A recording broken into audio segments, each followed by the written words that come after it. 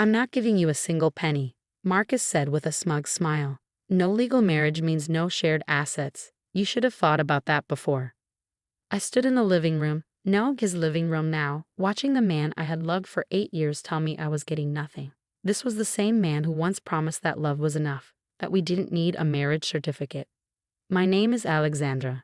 I'm 34, and my relationship was falling apart in the worst way possible. The truth hit me, Marcus had planned this from the start. He always said keeping our marriage unofficial would protect our love. But really, it was to protect him from ever having to share anything. You can't just throw me out, I said, keeping my voice steady. We built this life together. Marcus ran a hand through his perfectly styled hair, a move I used to find charming. Now it felt fake, just like him. Built it together. He laughed. I bought this house. I paid for everything. You were just along for the ride. Behind him, Veronica, his 25-year-old mistress, sat in his leather chair, smirking. She played with a strand of her platinum blonde hair, a diamond bracelet on her wrist catching the light. A bracelet I had helped pay for, without realizing it. You know, that's not true, I said. My calmness made Marcus pause for just a second. I helped pay for this house. I have proof. Proof? He scoffed, but I saw the tension in his shoulders. Everything is in my name. You have nothing. I thought about the safe upstairs, the one Marcus thought held only his watches and passports. You're right about one thing, I said, turning toward the stairs. I should check what I have. Packing your things? Veronica called after me. Don't forget to leave the key. I ignored her and went upstairs. Behind a painting in our bedroom was the safe. Marcus had always laughed at my choice of artwork, calling it a waste of money. Now, as I moved the painting aside, I smiled. This wasn't just a safe, it was my backup plan. 6 months ago, I had found suspicious messages on Marcus's phone. That's when I had a second, hidden compartment installed. Marcus had no idea it existed. I heard footsteps behind me. Need help with the combination? Marcus asked, leaning against the doorframe. Or are you trying to steal my watches? You should check the safe yourself, I said, stepping aside. Rolling his eyes, Marcus walked over and entered the code, our anniversary date. The safe door swung open. His face changed immediately. Where are my watches? He demanded. Check the back, I said calmly. Marcus ran his hands inside the safe, finding the hidden panel. What is this? A second compartment, I explained. It needs a different code. Want to try? His face turned red. You had no right to do this. Actually, I said, I had every right. Just like I had the right to protect myself when I realized you planned to leave me with nothing. What are you talking about? I pulled out my phone and played a recording, his voice talking to his lawyer about how to make sure I got nothing. The conversation was from 3 months ago, right around the time he started seeing Veronica. Marcus turned pale. You recorded me? I did a lot more than that, I said. Want to see what's in the second compartment? I think you'll find it interesting. Before he could answer, Veronica appeared at the door. What's taking so long? We have dinner reservations. I smiled. You might want to cancel. We have a lot to discuss about asset division and common law marriage laws in this state. Marcus's smug look faded. I could see the moment he realized he wasn't the only one who knew how to plan ahead. This is ridiculous, he snapped. You can't prove anything. Why don't you open the second compartment and find out? I said, leaning against the wall. The code is 071521, the day you met Veronica. I thought that was fitting. Marcus's hands shook slightly as he entered the combination. The hidden panel clicked open, revealing stacks of papers, USB drives, and a small laptop. What is all this? He asked, grabbing a file. Insurance, I said calmly. Proof of every deposit I made, every renovation I paid for, every piece of furniture I bought. But that's just the start. I opened a folder showing photos of Marcus and Veronica together, months before I was supposed to know about their affair. When someone moves money around suspiciously, a good investigator can find out a lot. Veronica stepped closer, trying to see the documents. That doesn't prove anything, she said. I smiled and pulled out another folder. Actually, it does. These bank statements show Marcus transferring money from our joint account to you, Veronica. The dates match your new car, designer clothes, and that bracelet on your wrist. Marcus lunged for the papers, but I stepped back. Careful. These are copies. The originals are with my lawyer. Your lawyer? He laughed, but I could hear the nervousness in his voice. Since when do you have a lawyer? Since I found your emails to your lawyer about hiding assets from me. I held up another document. You should really change your phone password more often. His face turned white. You had no right to look at my private messages. Just like you had no right to take money from our savings. I shot back, pulling out more statements. Or to use that money to take care of her. Veronica's smirk disappeared. Marcus, what is she talking about? I turned to her. He's been using our money to fund your relationship, and according to these documents, I paid for over 60% of our household expenses in the last 3 years, while Marcus spent on his business ventures. Marcus shook his head. That's not true. Everything's in my name. That doesn't matter, I said, opening my laptop. In this state, if a couple acts like they're married for long enough, the law treats them as married.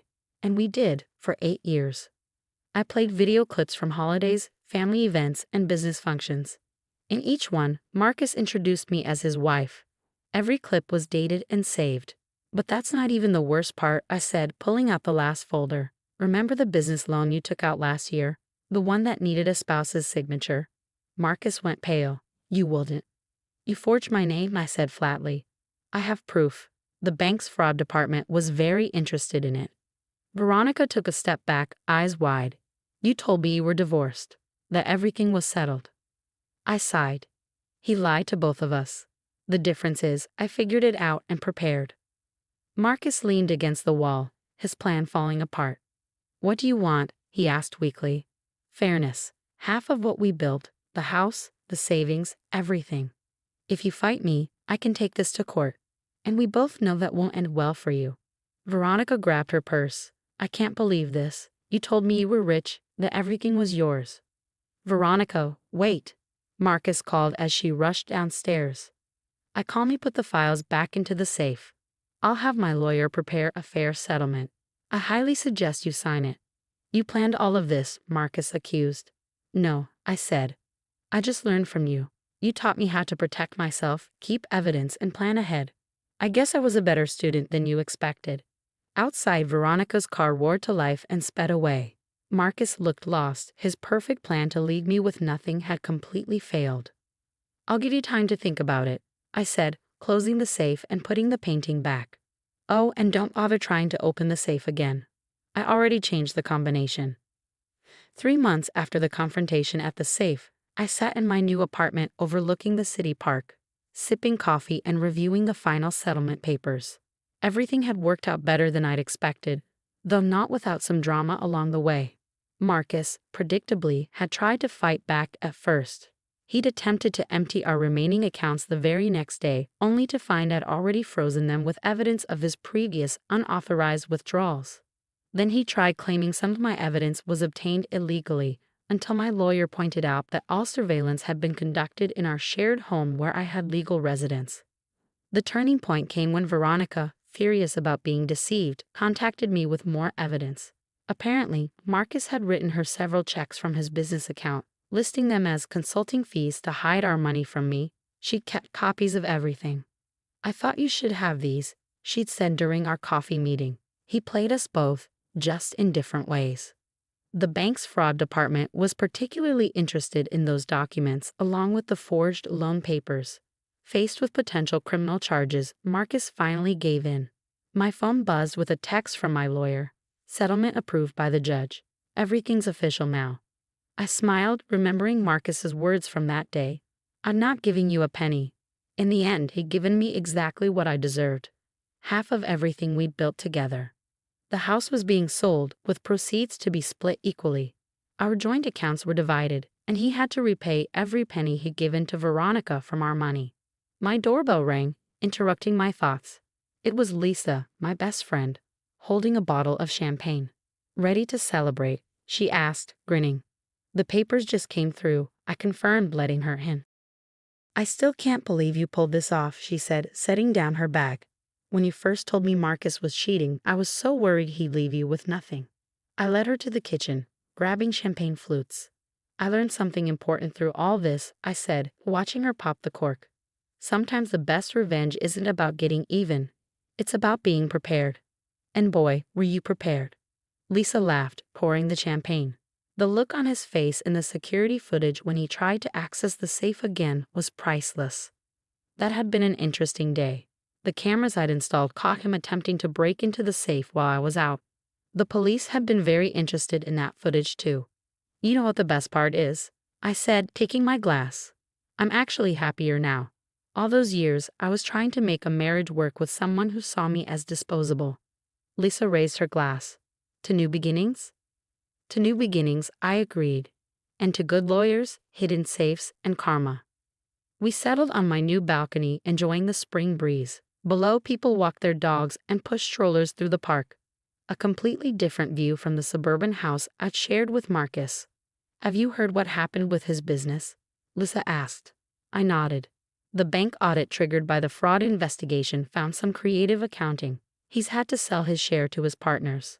Karma really is something, Lisa mused. And Veronica? Last I heard, she's dating one of the bank investigators, I said, unable to hold back a laugh. Apparently, they hit it off when she was providing evidence against Marcus. The sun was setting, casting a golden glow over the sea. I thought about how different my life was from what I'd imagined when Marcus first proposed our private ceremony 8 years ago. Back then, I thought love was enough. Now I knew better, trust had to be earned and protection had to be ensured. My phone buzzed again. An email from my new business partner. After the divorce settlement, I'd invested my share in a property development company. Turned out I had quite a talent for it, probably from all those years managing our household renovations. Speaking of new beginnings, I told Lisa, we just closed on that downtown project I told you about. The returns are looking even better than projected. Look at you, she said proudly, from almost losing everything to building your own empire. I shook my head. I never almost lost everything. Even when Marcus thought he had me cornered, I was always 2 steps ahead. That's the difference between us. He planned to tear someone down, while I planned to build myself up. As the sky darkened and city lights began twinkling, I felt a deep sense of peace. The safe upstairs in my old house had held more than just documents. It had contained my freedom, my future, and my power to choose my own path. Marcus had taught me one valuable lesson. Always keep evidence, always plan ahead, and never let anyone make you feel powerless. It wasn't the lesson he'd intended to teach, but it was one I'd never forget.